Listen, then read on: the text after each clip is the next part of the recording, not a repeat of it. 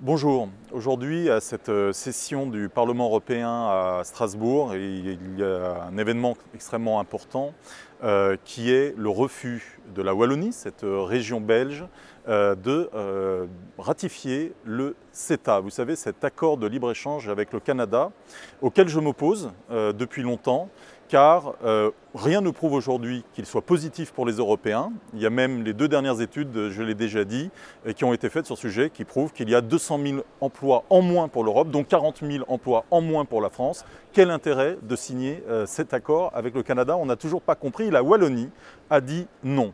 Et pourtant, quelle pression ont pu avoir Paul Magnette, c'est celui qui aujourd'hui dirige la Wallonie, pour céder et finalement ratifier ce traité du CETA.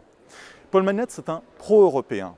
Il est socialiste, il croit à l'Union européenne, mais il pense simplement que justement l'Union européenne doit se faire respecter quand elle discute avec d'autres partenaires. Il ne dit pas qu'il ne faut pas d'accord commercial avec le Canada, et personne ne le dit.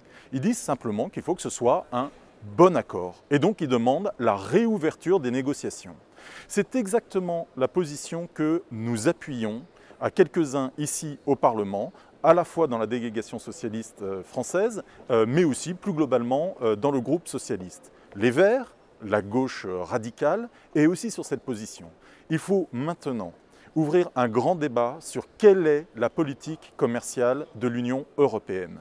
Est-ce que nous pensons que le libre-échange absolu est encore une bonne voie? On le voit partout, les peuples le refusent. Ils n'en veulent plus.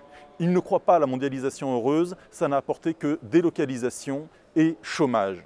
Cela ne veut pas dire que nous ne devons pas commercer entre les États du monde, bien évidemment, mais simplement qu'il faut des règles sociales, qu'il faut des règles environnementales et qu'à tout moment, les peuples puissent dire non à une grande entreprise, par exemple, quand elle veut investir et que cet investissement ne convient pas à la population.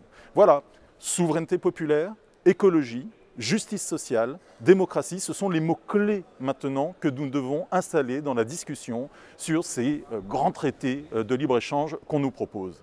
Il est absolument insupportable qu'on veuille passer en force. Et encore hier, certains ont dit « eh bien, on se fiche de la Wallonie, on avance quand même et on va faire passer le CETA ». Non, cela est insupportable. Il faut maintenant que l'ensemble de la gauche propose de nouvelles règles pour le commerce international et nous allons y travailler.